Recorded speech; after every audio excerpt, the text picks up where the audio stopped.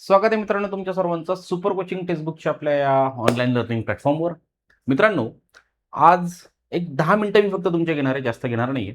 एक महत्त्वपूर्ण मुद्दा तुमच्या सगळ्यांच्या दृष्टिकोनातून आहे, म्हणून हाच मुद्दा मी घेऊन आलेलो आहे. कारण या न्यूजला अनुसरून इतक्या विद्यार्थ्यांचे फोन कॉल्स आहेत, इतक्या विद्यार्थ्यांचे मेसेजेस आहेत, की सर नेमकं काय होणार आहे? तर त्या संदर्भात मी आज फक्त सत्य काय आहे ते सांगण्याचा प्रयत्न करतोय. गेल्या अनेक दिवसांपासून एक गोष्ट तुम्हाला सगळ्यांना ऐकायला मिळत असेल, वाचायला मिळत असेल, की राज्यसेवा ही जी आपली परीक्षा आहे, या राज्यसेवेचा वर्णनात्मक पॅटर्न म्हणजे डिस्क्रिप्टिव्ह पॅटर्न हा रद्द होणार आणि परत राज्यसेवा ऑब्जेक्टिव्ह पॅटर्नच्या दृष्टिकोनातून सुरू होणार. आणि अनेक विद्यार्थ्यांची, अनेक तज्ञ लोकांची ही मागणी देखील आहे.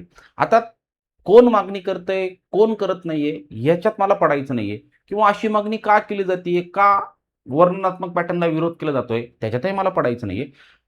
फक्त रिॲलिटी नेमकी काय आहे, ही रिॲलिटी पोरांनो समजून घ्या. बरोबर आहे?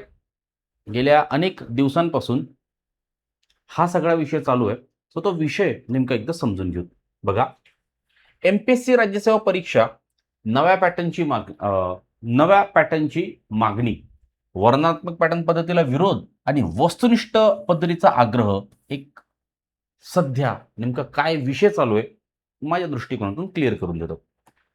सुरुवात करत असताना टेलिग्राम ग्रुपची अपडेट तुम्हाला सगळ्यांना देऊन ठेवतो. टेलिग्राम ग्रुप जॉईन करा, कारण अशा ज्या काही महत्त्वपूर्ण न्यूज आहेत, त्या महत्त्वपूर्ण न्यूजवर काय रिॲलिटी आहे, ती रिॲलिटी मी त्या टेलिग्राम चॅनलच्या माध्यमातून सांगण्याचा प्रयत्न करत असतो. तर ती रिॲलिटी माहिती करून घेत चला. बरोबर आहे? म्हणजे आपण क्लिअर असू. त्याच्यानंतर तलाठीच्या दृष्टिकोनातून सध्या माझी ही नवीन बॅच चालू आहे. जर आपल्याला कोणाला किंवा आपल्या कोणाला मित्रमैत्रिणीला जॉईन करायची असेल, तर डायरेक्ट हा मोबाईल नंबर देऊन ठेवा. या मोबाईल नंबरवर बॅच जॉईन करता येईल. तसाच हा मोबाईल नंबर तुम्ही यूज करू शकता. व्हॉट्सॲपला मेसेज करा, स्वतःचं नाव टाका. मी तुम्हाला माझ्या व्हॉट्सॲप ग्रुपमध्ये सुद्धा जॉईन करून ठेवत असतो. ठीक आहे? याच्यानंतर सध्या टेक्स्टबुक सुपर कोचिंगवर राज्यसेवेच्या बॅचवर ऑफर चालू आहेत, कंबाईनच्याही बॅचवर ऑफर चालू आहे. जर यापैकी कोणतीही बॅच तुम्हाला जॉईन करायची असेल तर सेम मोबाईल नंबर आहे. कारण ह्या सगळ्या बॅचेस मी रेग्युलेट करतोय, म्हणून डायरेक्ट मला कॉन्टॅक्ट करणं तुम्हाला गरजेचं आहे.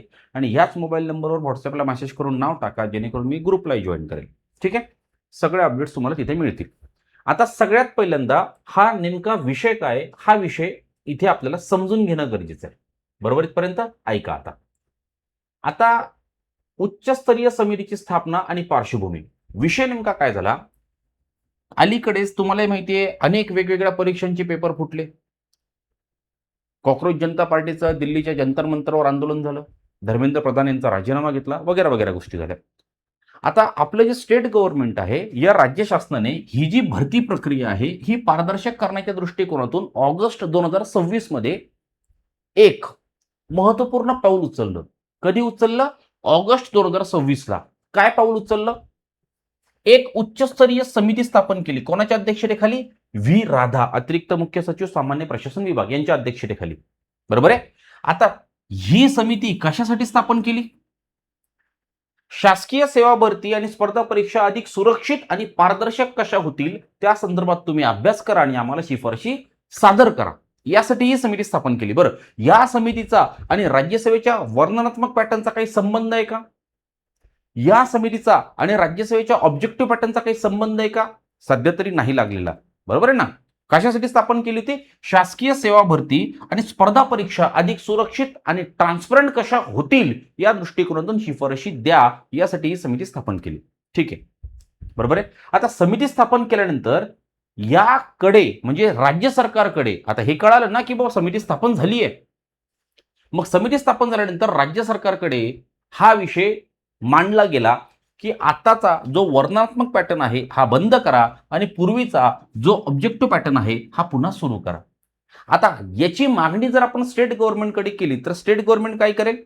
त्या समितीकडे हा विषय हस्तांतरित करेल आणि समितीला सांगेल, की बाबा हा पण विषय अलीकडच्या काही दिवसांपासून खूप जास्त ऐकायला मिळतोय किंवा ही खूप जास्त मागणी होतीये. तुम्ही याचाही विचार करून याच्यावरही आम्हाला शिफारशी द्या, असं सांगेल. म्हणून ही मागणी गेली राज्य सरकारकडे. बरोबर आहे? आता वर्णनात्मक पॅटर्न रद्द करा, यासाठी कोणकोणती कारणं देण्यात आली आहेत बघा. सगळ्यात सध्याच्या वर्णनात्मक पॅटर्नला विरोध का बरं? सगळ्यात पहिल्यांदा प्रश्नपत्रिका निर्मिती.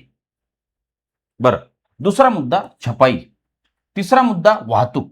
चौथा मुद्दा परीक्षा केंद्र आणि पाचवा मुद्दा हस्तलिखित तपासणी.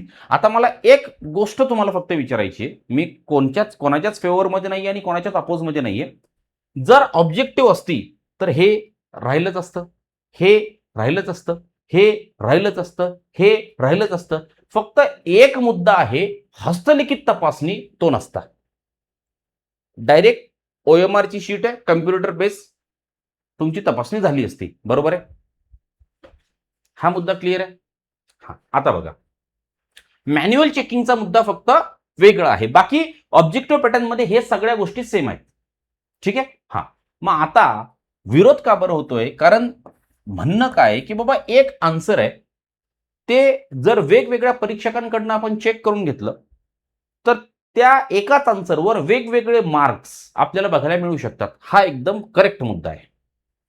फॉर एक्झाम्पल, एखादा आन्सर आहे जे मी चेक केलं आणि एखादा आन्सर आहे दुसरं कोणीतरी चेक केलं, तर माझ्या दृष्टिकोनातून माझ्या बुद्धीला जे प्रश्नामध्ये विचारले ते पटतंय म्हणून मी त्याला चांगले मार्क्स दिले. परंतु दुसऱ्याने कोणीतरी त्याच्या बुद्धीला नाही पटत आहे, बाबा प्रश्नाच्या दृष्टिकोनातून त्याला असं वाटतंय की नाही इथे ह्या गोष्टी हव्या होत्या म्हणून त्यांनी कमी मार्क्स दिले. म्हणून सांगितलंय, एक कठोर दृष्टिकोनवाला आहे आणि एक सकारात्मक दृष्टिकोनवाला आहे. सो मार्कांमध्ये कमी जास्तता होणार आहे. सो ही डिमांड आहे त्यांची की बाबा यामुळे आम्हाला चांगले मार्क्स मिळणार किंवा मिळणार नाहीत आणि यामुळे आम्हाला पोस्ट मिळेल किंवा मिळणार नाहीत. यामुळे वर्णनात्मक पॅटर्न रद्द करा. ठीक आहे, चला. त्याच्यानंतर वर्णनात्मक पॅटर्न रद्द करण्यामागची आणखीन काय डिमांड आहे, काय कारण आहेत? अंतिम निकाल प्रक्रियेत विलंब. बरं, हा विलंब ऑब्जेक्टिव्ह पॅटर्न होता त्यावेळेस नव्हता का? होता. बरं, हे एक कारण गेलं. गुणांची मॅन्युअल पडताळणी, हा, हे आपण म्हणू शकतो किंवा मॅन्युअल पडताळणी आहे. मोठ्या मनुष्यबळाची आवश्यकता का बरं? हस्तलिखित उत्तर तपासणीची जी गती आहे ती संथ आहे. अरे ठीक आहे, बरं, ही कारण. बरं, आता यांचं म्हणणं आहे की बाबा MCQ म्हणजे ऑब्जेक्टिव्ह पॅटर्नकडे शिफ्ट व्हा. याचं मागचं कारण स्वयंचलित तपासणी आहे, म्हणजे कम्प्युटर बेस. शून्य व्यक्तिनिष्ठता, असं म्हणूच शकत नाही शून्य व्यक्तिनिष्ठता, व्यक्ती इथेही लागणारच आहे. हा बाबा, मॅन्युअल आन्सर चेकिंगची पद्धत नाहीये, ती ऑटोमॅटिक बेस आहे किंवा कम्प्युटर बेस आहे. त्याच्यामुळे त्याच्यानंतर वेगवान आणि सुरक्षित, हा 100%. मॅन्युअल आन्सर रायटिंग किंवा आन्सर चेकिंग पेक्षा ज्यावेळेस आपण कम्प्युटर बेस आन्सर चेक करतो त्यावेळेस ते फास्टही आहे आणि ते सिक्युअरही आहे. ह्या 3 बेसवर आपण म्हणतोय की परत एकदा ऑब्जेक्टिव्ह पॅटर्न आणा. बरं, आणला जाणार आहे नाही जाणार आहे तो नंतरचा भाग राहिला. आणला जाणार आहे नाही जाणार आहे तो नंतरचा भाग राहिला. परंतु सध्या फक्त ही चर्चा आहे, फक्त ही न्यूजमध्ये आहे म्हणून तुम्हाला सांगतो. ठीक आहे. याच्यानंतर तपासणीची पद्धत वर्णनात्मक पॅटर्न, मानवी हस्तलिखित, इकडे स्वयंचलित आहे. मूल्यमापन व्यक्तिनिष्ठ आहे, इथे 100% वस्तुनिष्ठ आहे. इथे गोपनीयता सुरक्षा धोकेदायक आहे, इथं अत्यंत सुरक्षित आहे. आणि वेळ गती इथं संत आहे, इथं जलद आहे. याच्यामुळे फायनल रिझल्ट लवकर येईल. यामुळे काही तज्ज्ञ मंडळी, काही विद्यार्थी काय म्हणतायत की बाबा वर्णनात्मक पॅटर्न या ऐवजी काय करा तुम्ही, OMR म्हणजे ऑब्जेक्टिव्ह पॅटर्न परत एकदा आणा. बरं, आता ही फक्त डिमांड आहे पोरांनो. अजूनपर्यंत ना राज्य सरकारकडनं ना ह्या समितीकडनं याच्यावर कोणतं ऑब्झर्वेशन देण्यात आलंय. त्याच्यामुळे मार्केटमध्ये जर अशा चर्चा चालू झाल्या असतील की येणाऱ्या काळात म्हणजे वर्ष 2027 पासून वर्ष 2028 पासून पुन्हा एकदा ऑब्जेक्टिव्ह पॅटर्नला सुरुवात होणार आहे, डिस्क्रिप्टिव्ह पॅटर्न रद्द होणार आहे, तर सध्या तरी अशा अफवांवर विश्वास ठेवू नका. ज्यावेळेस आयोग नोटिफिकेशन काढेल त्यावेळेस ते तर जग जाहीर होणारच आहे ना. मग त्या चर्चांवर आत्ता विचार करत बसण्यास, वेळ घालवण्यात, आत्ताचा अभ्यासाचा स्पीड कमी करून घेण्यात कोणतं शहाणपण आलंय? सो सध्या तरी याच्याकडे लक्ष देऊ नका. जे अभ्यास आपलं चाललंय, जो आपला प्लॅन आहे त्या प्लॅनला फॉलो करा. येणाऱ्या काळामध्ये आपली परीक्षा असणार आहे, राईट? सो ही आहे याच्या मागची सत्यता. आय होप की मी क्लिअर केली असेल, तुमचाही डाऊट क्लिअर झाला असेल. आता मी थांबतो, भेटू पुन्हा एकदा एका नवीन क्लासला. थँक्यू. बॅचेस चालू झालेले आहेत, जॉईन करायचे असतील मोबाईल नंबर देऊन ठेवलेला आहे, नक्की कॉन्टॅक्ट करा. चलो, बाय बाय.